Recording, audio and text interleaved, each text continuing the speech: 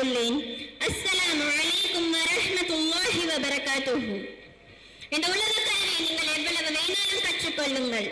ஆனால் நாளை மறுமையில் நீ என்ன கல்வி கற்றாய், எவ்வளவு மதிப்பெண் பெற்றாய் என்றெல்லாம் அல்லாஹ் கேள்வி கேட்க மாட்டான்.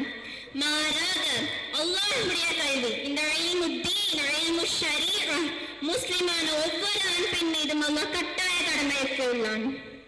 மார்க்கத்தை பற்றிய இல்மு ஒருவனுக்கு இல்லை என்றால் அவனுக்கு தண்டனையும் உண்டு, நாளை மறுமையில் விசாரணையும் உண்டு. அல்லாஹ் குர்ஆனில் 100க்கும் மேற்பட்ட சூறாக்களை இறக்கியுள்ளான். இன்றளவும் எத்தனையோ முஸ்லிம்கள் வெறும் 3 சூறாக்களை மட்டும் வைத்து தங்கள் தொழுகையை நிறைவேற்றி வருகிறார்கள். இதற்கு காரணம் அவர்களின் அறியாமையா அல்லது அலட்சியமா? இன்று டாக்டர் ஆவதற்கும் கலெக்டர் ஆவதற்கும் ஊரு விட்டு ஊரு சென்று, ஏன் நாடு விட்டு நாடு சென்று படிப்பதற்கு பல முஸ்லிம்கள் முன் வருகின்றனர். ஆனால் ஒரு ஆலிம் ஆவதற்கும் ஹாஃபில் ஆவதற்கும் ஏன் சிலர் மட்டும் முன் வருகிறார்கள்? இம்மக்களை நோக்கி அல்லாஹ் குர்ஆனில் கூறுகிறான், இவர்கள் உலக வாழ்க்கையின் வெளிப்படையான கல்வியை தான் கற்கிறார்களே தவிர அனில் ஆஹிரத்திஹும் காஃபிலூன், மறுமையை குறித்து இவர்கள் அலட்சியமாகவே உள்ளார்கள்.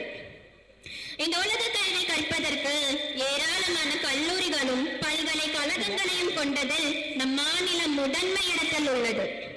ஆனால் மார்க்க கல்வி கற்பதில் மட்டும் ஏன் நம் மாநிலம் இவ்வளவு பின்தங்கியுள்ளது?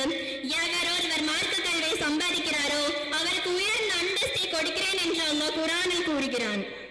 ஆனாலும் இம்மக்கள் துன்யாவிற்கே முக்கியத்துவம் கொடுத்து வருகிறார்கள்.